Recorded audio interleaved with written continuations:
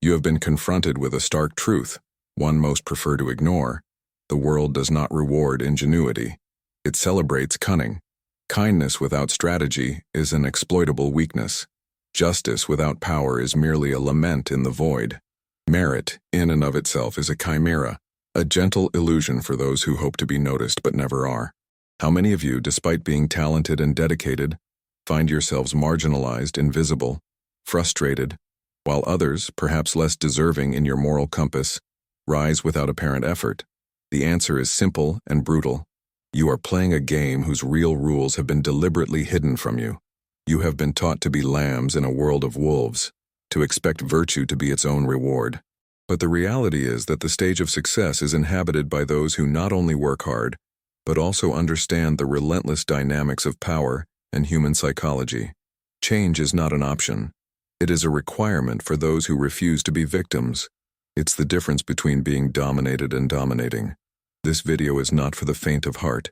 It is for those ready to shed their illusions, confront the truth, and transform every frustration into brute force. My promise is clear. You will cease to be manipulated pawns and become strategic players, impossible to ignore. I will unveil the psychological and strategic principles that shape power: brutal self-analysis, accurate reading of the environment, strategic and calculated action, mastery of perception, and relentless resilience. Prepare yourselves, because what you're about to hear here will irreversibly change your perspective. There is no going back. From this moment on, you will see the world through different eyes. To begin, I want you to write in the comments right now, "I choose power." This is your first act of commitment to transformation. Brutal self-analysis, the foundation of power. Statement of principle. Look at yourself with ruthless honesty. Explanation. Before you can master any external arena, you must master your own. This means unearthing your limiting beliefs, your instinctive reactions, your deepest fears, and your unrealistic expectations. How many times have you felt wronged, hoping that recognition would come by osmosis, that justice would prevail through inertia? These are the scars of a passive mindset, of blind faith in a world that doesn't operate on fairy tales. Brutal self-analysis is the blade that cuts through the victim's illusion. Practical example. Think about those times when you remained silent in the face of injustice, believing it wasn't worth it, or that it would be worse.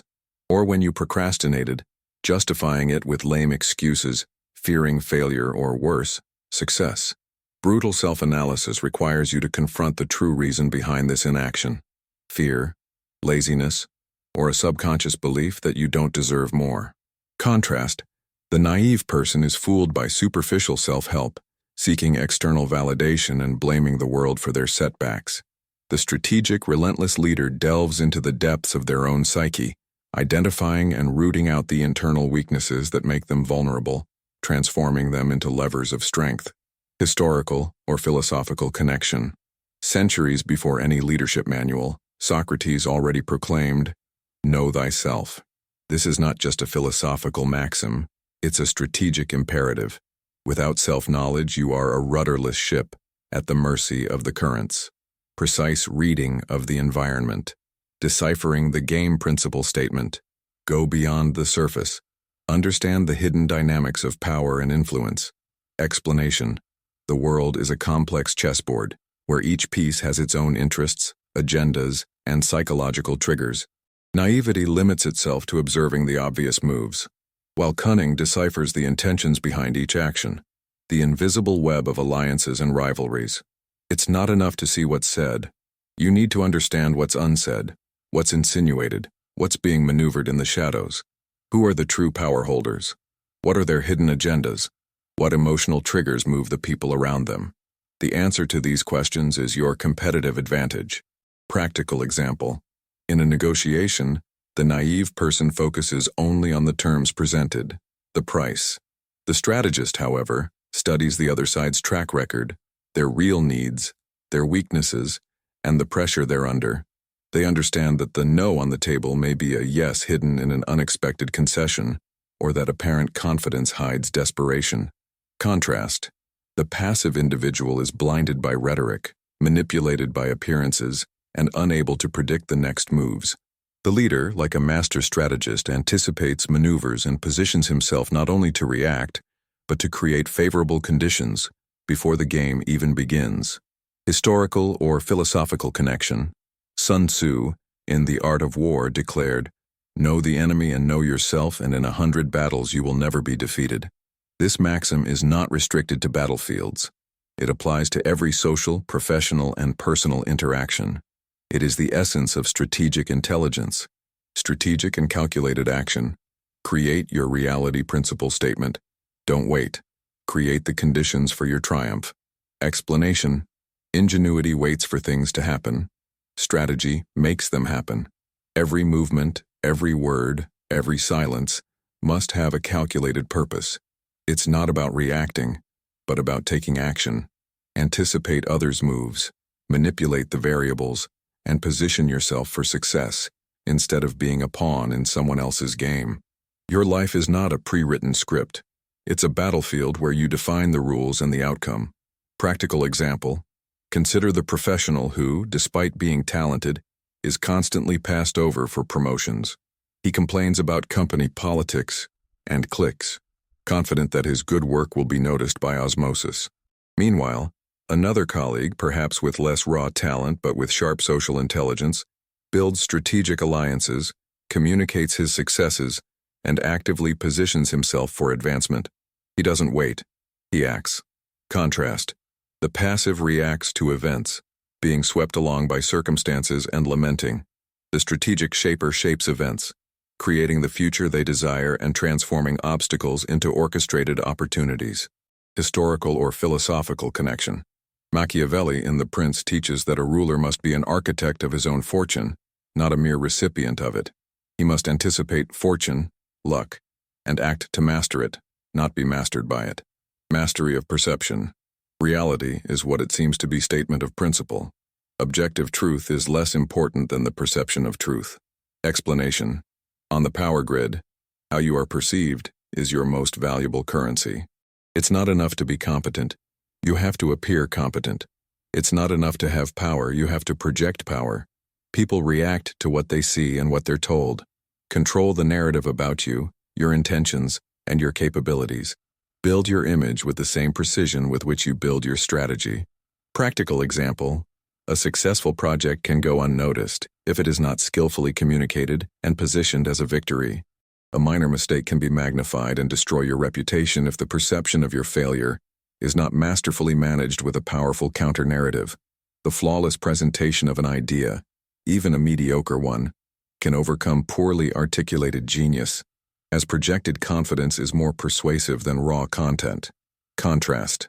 The naive believe that actions speak louder than words, and that their hard work will automatically be recognized. The strategic know that the right words, the right tone, and the right image at the right time shape the interpretation of actions and define their position in the game. Historical or philosophical connection. Great leaders and strategists, from Roman emperors to modern tycoons, have always mastered the art of propaganda and public image management. They understood that the human mind is more susceptible to compelling narratives than to cold, objective reality. Relentless resilience. The price of greatness. Statement of principle. Persistence is not a passive virtue. It is an active and brutal weapon. Explanation. The path to dominance is paved with obstacles, failures, and the resistance of those who prefer the status quo or who feel threatened by its advancement. Resilience isn't just about not giving up. It's about learning from each setback, adapting quickly, and coming back with renewed strength, smarter, more cunning, and more dangerous than before. Each setback is a given, not a verdict. Practical example.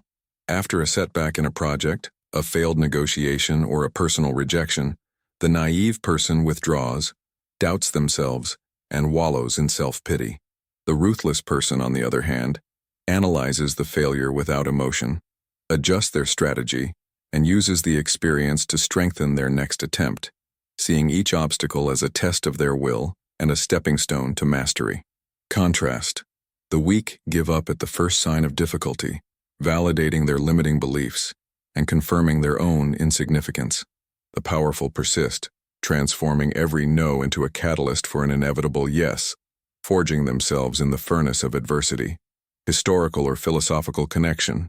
History is replete with figures who faced countless defeats before achieving victory. Churchill, Lincoln, Mandela.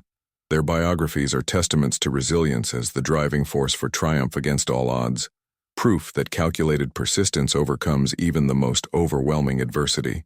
The world doesn't reward naivete. It rewards cunning, strategy, and psychological mastery. Now that you've been confronted with these stark truths, there's no turning back. The choice is yours. Remain a passive victim of circumstance, manipulated by power dynamics you ignore, or become a strategic player, dangerously confident, impossible to ignore. This is not an invitation to be bad, but to be effective, to be free, to be the architect of your own life.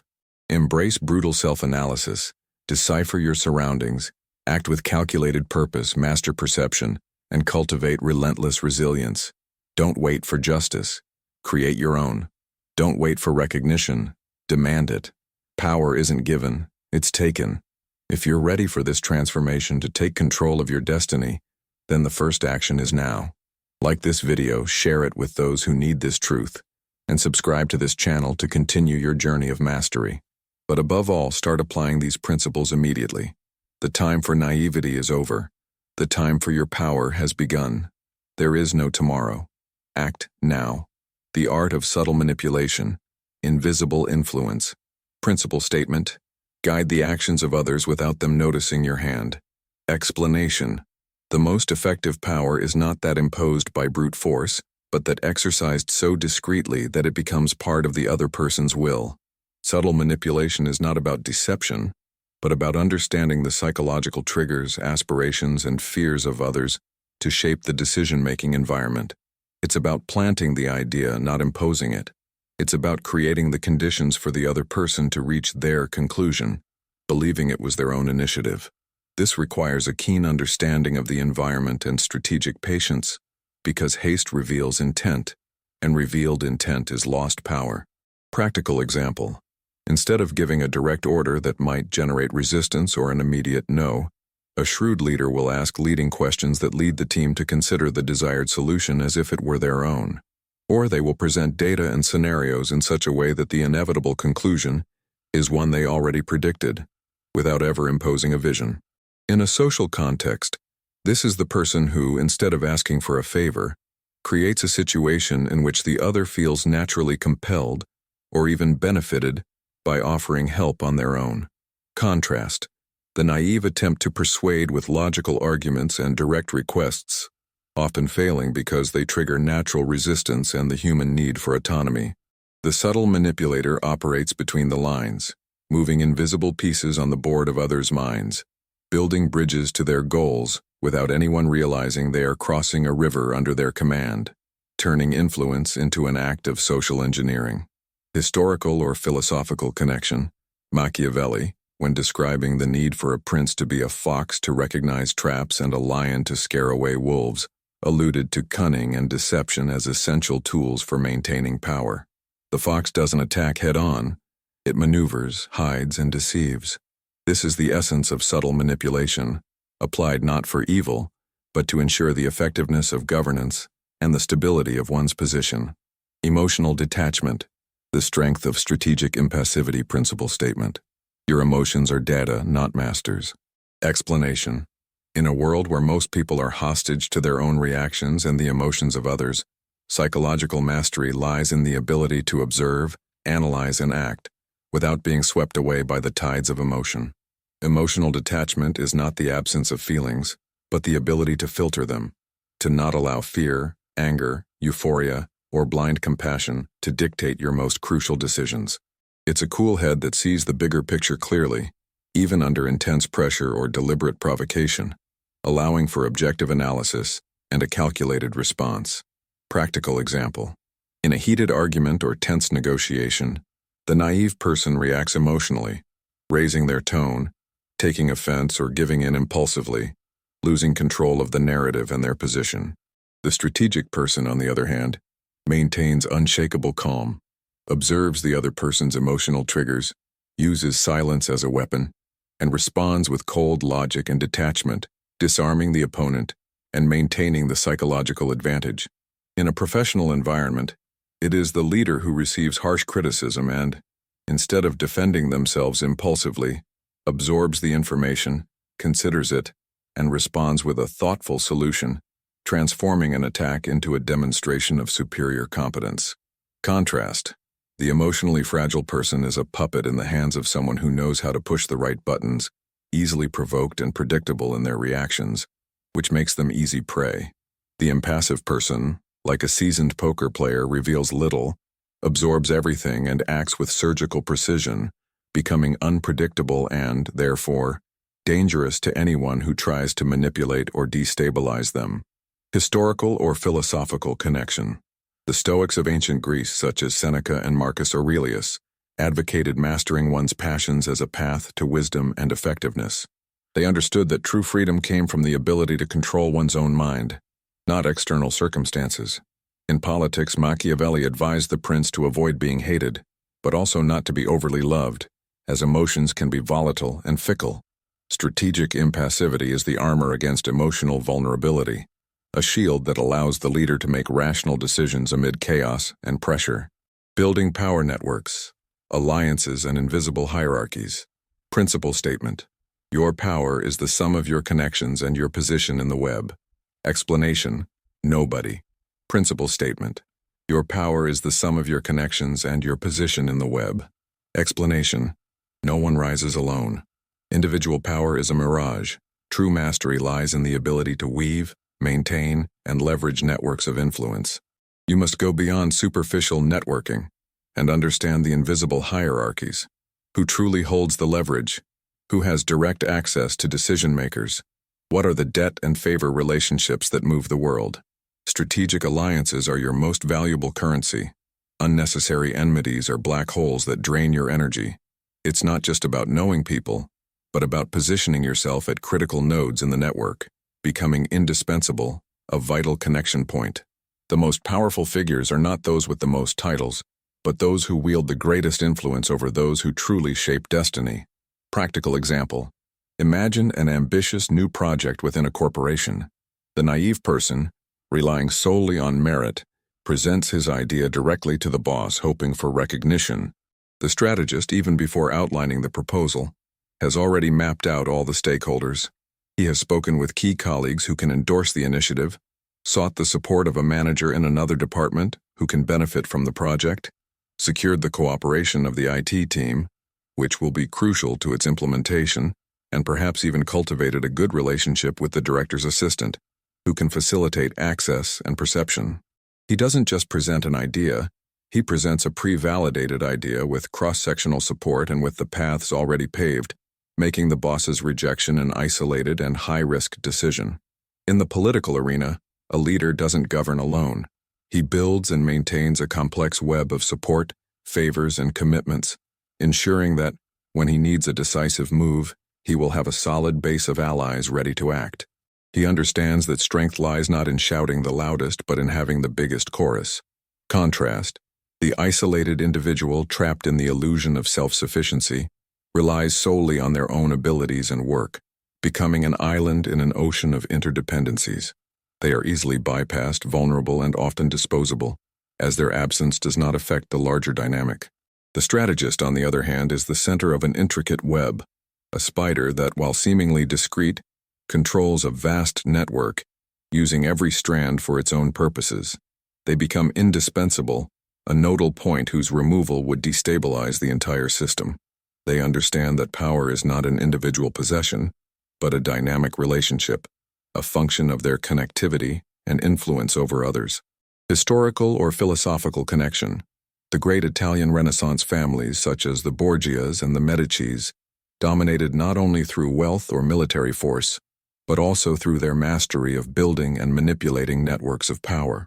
They used strategic marriages, secret agreements, favors, and debts to weave an unbreakable network of loyalties and interdependencies. Machiavelli observed that a prince must know how to win the esteem of his subjects and retain their affection, which implies a deep understanding of building alliances and managing perceptions within a social network. Sun Tzu, in The Art of War, emphasizes the importance of uniting the people and making men fight for your cause, which is a clear reference to building and maintaining a cohesive network of support and loyalty. Power, at its core, is the ability to make others act according to your will, and this ability is exponentially amplified through a well-orchestrated power network. So, the stark truth is this: the world doesn't reward naivete. It celebrates cunning, strategy, and psychological mastery. You have been confronted with these unforgiving truths, unraveling the illusions that society often imposes on us to maintain the status quo. There is no going back. The choice is yours, and it is final. Remain a passive victim of circumstances, manipulated by power dynamics you once ignored, or become a strategic player, dangerously confident, a leader impossible to ignore. This is not an invitation to be bad, but to be effective, to be free, to be the unshakable architect of your own life and destiny. Embrace brutal self-analysis to root out your weaknesses, precise reading of the environment to decipher hidden intentions, strategic and calculated action to shape your reality, mastery of perception to control the narrative. Cultivate a relentless resilience that transforms every setback into a stepping stone to triumph. Perfect the art of subtle manipulation, guiding others' actions without them noticing your hand. Embrace emotional detachment, transforming emotions into data, not masters. And finally, master the construction of power networks, forging alliances that solidify your influence and make you indispensable. Machiavelli taught us that a prince must be both a fox and a lion. Sun Tzu taught us that self-knowledge and knowledge of the enemy are the key to victory. The Stoics taught us that self-mastery is the greatest achievement. These are not mere ancient philosophies. They are operating manuals for modern life. They are the compass for those who refuse to be a supporting actor and yearn to be the protagonist. The journey to dominance begins now, not tomorrow. The time for naivete is over. The time for waiting for justice or recognition is over. Power is not given, it is taken. With cunning, with strategy, with a ruthless mindset. In the end, the choice is yours. If you're ready for this transformation, to take control of your destiny and rewrite the rules of your game, then the first action is immediate. Like this video, share it with those who need this brutal truth, and subscribe to this channel to continue your journey of ascension. But above all, start applying these principles immediately. There's no tomorrow for your transformation. Act now. Become relentless.